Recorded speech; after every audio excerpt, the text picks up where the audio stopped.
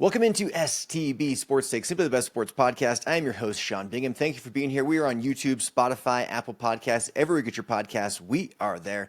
Big show today. We are immediately talking about Aaron Rodgers. The inevitable has happened. Aaron Rodgers has signed with the Steelers. It's looking like a one-year deal as expected, around $20 million. This was bound to happen. We all knew it was. Rodgers was kind of biding his time, waiting, getting rid of OTAs, getting rid of any weirdness with the scheduling, kind of geared around following him on these primetime games. He waited it out, and he got what he wanted. He's getting $20 million to go play for the Steelers for 1 year. He's got DK Metcalf as a receiver. Should be interesting. Now, we heard Terry Bradshaw just last week, or maybe it was actually earlier this week, whine and complain about the thought of going and getting Aaron Rodgers, saying he should just go to California and chew on bark, and it's not the Steeler way to sign someone to a one-year deal. Well, here's the thing, Terry. The Steeler way recently, ever since Big Ben, has been to just not have a good quarterback. So this is clearly a step up. I mean, the quarterback room in Pittsburgh right now is Mason Rudolph, Will Howard, and Skylar Thompson. Mason Rudolph was with the Steelers for 4 years, went to the Titans last year. He's now back with the Steelers, and he's most famous for being hit in the head with his own helmet by Myles Garrett. That's what he's most famous for, okay? Will Howard is a sixth-round rookie, and Skylar Thompson is a seventh-round pick in his third year, and he has 1 career touchdown and 3 career interceptions. So I think that Aaron Rodgers is a massive improvement from that quarterback room. Clearly, he'll be the starter, and it'll be very interesting to see how he does this season. There's a lot of pros and cons with Aaron Rodgers. Obviously, his age is one of the biggest cons. The other thing, though, is that he's just not... We watched Tom Brady just recently play into his 40s and do really, really well, even win a Super Bowl in his 40s with a new team. Aaron Rodgers is not that guy, though. He's not that competitor. He's not that leader. He lacks a lot of the intangibles that you would hope a veteran quarterback would bring to your quarterback room and to your locker room.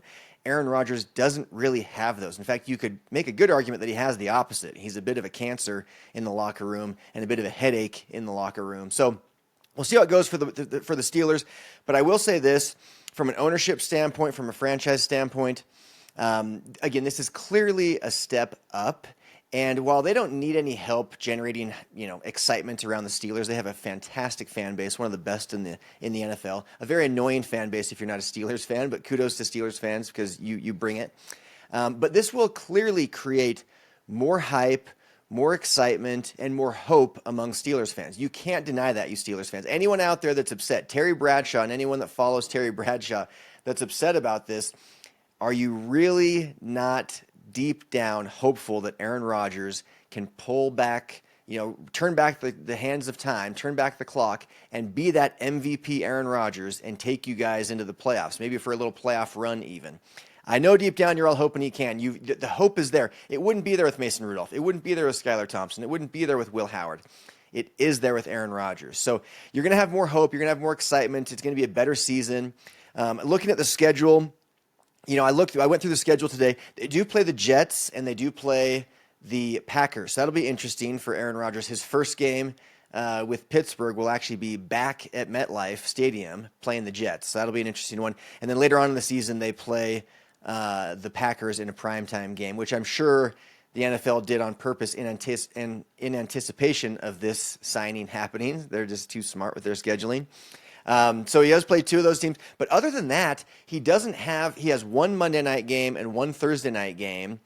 None of the craziness with like the Netflix Christmas games. Now we're playing on Saturdays and on Wednesdays, which as a fan, I love. But if you're a player, especially an older player, you just want to play on Sunday afternoon, just nice and steady Sunday afternoon.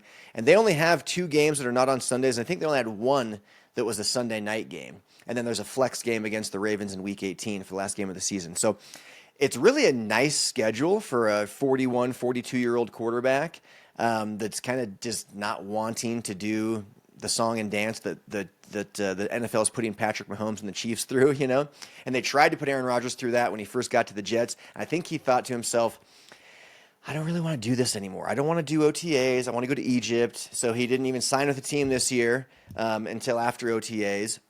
Because he didn't want to deal with it. Didn't want to deal with the crazy schedules. He didn't even sign with the team until after the schedule was released. Really smart move by Aaron Rodgers. Can't blame him. In fact, I was thinking about this, and I thought, okay, Sean, if you had the ability to make $20 million in 1 year, doing something that's you really enjoy, and all of the unenjoyable parts of it you got to just eliminate. You were just allowed to say, I'm not doing that, take that out, skip that. And the rest is just 20 million bucks to do something fun. Heck yeah, you're doing it. So anyone that's hating on him for sticking around, what would you do if you were in his shoes? You'd stick around. It's $20 million to do something he loves and to do it his way. And as long as he can keep doing it, as long as teams keep allowing him to do it, he's going to keep doing it. If this year doesn't go very, very well for him and the Steelers, though, this will be the last time, I think, though, that teams put up with his shenanigans, in the offseason, his kind of like his demands, if you will, and kind of doing it his way. So we'll see how he is in the locker room and stuff as well. He will be an amazing addition. And again, the Steelers don't need help with revenue, but this will help with hope. It'll help with excitement. It'll help with, just the overall vibe, I think, around the team. It'll be a little bit more hype, They're in a division with Lamar Jackson and Joe Burrow, so seeing how Aaron Rodgers stacks up against two of the best quarterbacks in the league. I mean, Lamar Jackson and Joe Burrow are two of the top 4 quarterbacks in the league, no doubt. Aaron Rodgers used to be that guy. He even won an MVP just a few years ago with Green Bay. But since then, he's just kind of fallen off. He's had in his last 2 full seasons, he's had career lows in both QBR and passer rating. And his QBR has been by far the lowest of his career. And he's the all-time leader in passer rating, which that matters to him. It does. And his passer rating's been career lows, but it's been a little bit higher, or a little bit closer, rather, I should say, to his norm than his QBR was. And QBR, for those that don't know, QBR and passer rating are very similar, but the key difference is that QBR takes into account every single play, down, distance, time on the clock, score, situation, running plays as well. Whereas passer rating is just basically your completion percentage, your yards, your touchdowns, your interceptions, and just all into a formula. So there's a lot of empty calorie stats that come into a good passer rating. And Aaron Rodgers knows that, and sometimes I do think he manipulates it a little bit to ensure that he stays the all-time career leader. But QBR, you don't get to do that. QBR takes into account, you got a 20-yard touchdown pass when it was a blowout and didn't matter. Those don't count as much as a fourth quarter game-winning drive does. So I like QBR personally the best. I think it paints a more clear picture of what the quarterback's actually doing. But Aaron Rodgers, see, here's the thing. He's a 4-time MVP, and he's only been to 1 Super Bowl, and it was 15 years ago. He did win that Super Bowl, so he's got the Super Bowl victory, which is critical to being a GOAT in the quarterback talk. But he's got the MVPs, 4 of them, which is also important. But he's not ever going to get those multiple Super Bowls. There's not enough time left. There's too many good teams and quarterbacks. I mean, there would have to be the perfect storm of good fortune happening for the Steelers and honestly, bad fortune happening for other teams for them to even come close to a Super Bowl this year. And I think he knows that. So I do think deep down, keeping that all-time passer rating lead matters to him.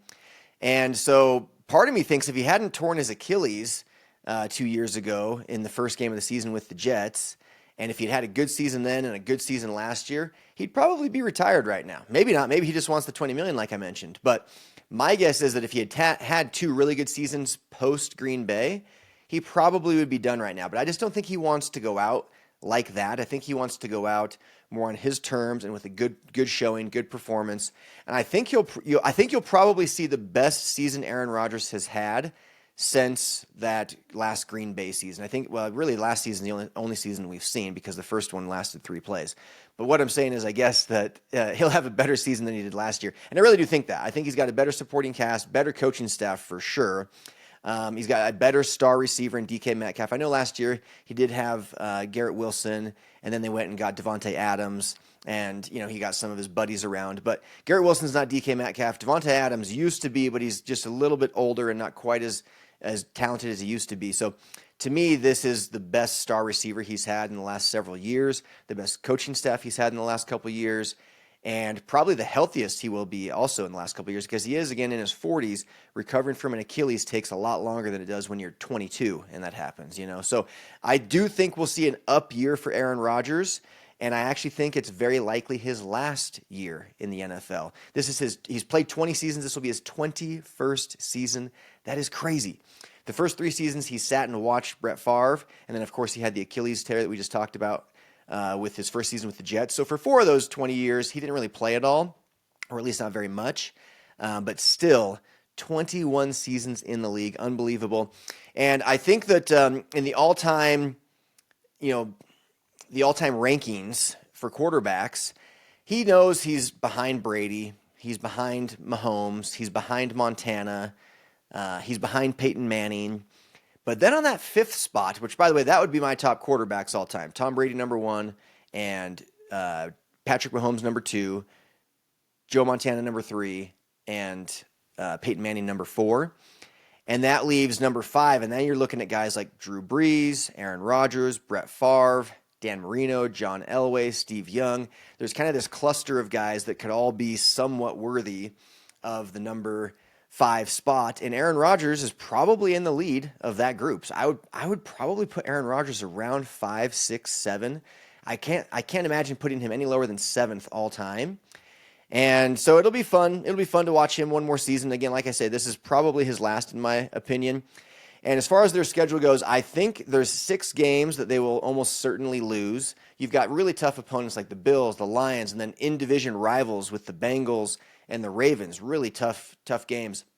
So I think there's a minimum of 6 games they lose, bare minimum. So I'm going to predict they go 10-7, which is just what they did last year with Russell Wilson and with Justin Fields. And here's the thing with the Steelers. Their indecision put them in this position. They had a chance to sign Justin Fields or Russell Wilson long term. They didn't do it. They sat and waited, hoping to get Aaron Rodgers. They did now get him, but now they got a 1-year deal, and they'll have to restart again next year because I don't think this will happen again next year. I don't think they'll do another 1-year deal with Aaron Rodgers. Even if he does really, really well, I don't think it'll happen because that might be his cue to be like, all right, I'm exiting stage left. I'm ending on my terms. We went 10-7. I made the Pro Bowl, whatever. At least made the playoffs type kind of thing. I think that's when he would decide to call it quits, and the Steelers would be back at square one. So they're kind of a team of indecision at quarterback. They never seem to go for the great quarterback. I don't really know why. But that's kind of how they are. So now they've got Russell Wilson and Justin Fields, both in New York, one with the Jets, one with the Giants. So that'll be interesting, too, to think about. The Jets' first game of the season, Justin Fields is there, so we'll see how that goes. And again, this is a huge step forward for the Steelers. Whether you like Aaron Rodgers or not, it's a huge upgrade from where you were at, Steeler fans. I mean, you were 2.5-point dogs to the Jets week 1, and instantly after Aaron Rodgers was announced as signing with the Steelers, they are now 3-point favorites against the Jets. That's a 5.5-point swing with just one guy signing that he's going to be there, a 41-year-old guy. So it's pretty crazy, huge upgrade. All right, moving on. We are going to the NBA Finals. The NBA Finals are tonight. Game 1 of what is going to be a ratings nightmare for the NBA. We've got 2 tiny market teams in the Oklahoma City Thunder and the Indiana Pacers facing off against each other. As a true fan of basketball and a true fan of the NBA, I will absolutely be watching every game. That being said, I'm anticipating, as I predicted 2 weeks ago, that it would be Pacers and Thunder and that the Thunder would win in 5. So I've got Thunder in 5. It could even be a sweep. I do think Indiana is gritty enough and competitive enough and tough enough that they will get at least one game at home. But my guess is that is it. Not only do I think that the Thunder win in 5 games, I think you're going to see at least 3 of these games be decided by double figures. So this is a ratings nightmare. Not only are we having 2 small market teams face off against each other, but it is a wildly lopsided series. Oklahoma City is a heavy favorite, and rightfully so. I think they win not only in 4 or 5, but again, multiple games by double digits, meaning a lot of games might be boring. So you've got boring small market teams with boring small market or boring, non-competitive games. Could be really bad for the NBA, but either way, it's the championship we got, and I'm happy to watch because it's the NBA Finals. Another thing to note here is that the Oklahoma City Thunder are absolutely here to stay. I think you'll see the Oklahoma City Thunder open up next season as the favorites to repeat as champions. I mean, this is one of the youngest teams in the league, one of the lowest payrolls in the league, and one of the highest performing teams in the league with every single key player still under contract. I mean, you're not losing Shea, you're not losing Chet, you're not losing Jalen Williams. Actually, one of the Jalen Williams is a free agent, but it's not the Jalen Williams. It's the Jaylin Williams, who's a free agent. So we'll see what they do with him. But all of your key players are back. and you're the youngest, lowest paid. I mean, this is crazy. The Oklahoma City Thunder have a chance to create a dynasty. They really genuinely do. I think they'll win it this year. They'll be the favorites next year, and then we can see what they do from there. But we haven't had a repeat champ since the Warriors did it in 2017 and 18. So that's now, 8 years ago, 7 years ago since we had a repeat champion. I think the Thunder do it this year and have a very good chance to do it next year and even beyond that. I mean, they are set up for a fantastic next decade if they can just hold on to players. Shea, Chet, Jalen Williams, Hartenstein, Caruso, Lou Dort, like all their key rotation players are coming back. I mean, this is a team that has a chance to make some real damage over the next several years in the NBA. Exciting to watch a small market team do that. It really is. We'll see where the dominoes fall with the Kevin Durant sweepstakes and potentially Giannis getting moved.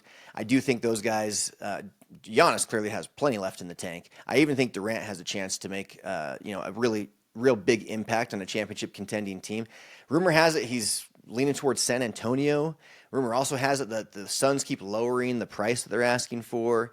So who knows what happens there, but I do think Durant's good enough to make a real impact wherever he goes still. And Giannis makes anyone a championship contender. Okay, so last story I want to talk about here very quickly. There's a report out there that the Knicks players were not happy that Jalen Brunson's dad, Rick Brunson, who's a former NBA player himself, had a pretty key role and big influence in the coaching with the Knicks, and that maybe that actually played a pretty decent role in the ousting of Tom Thibodeau.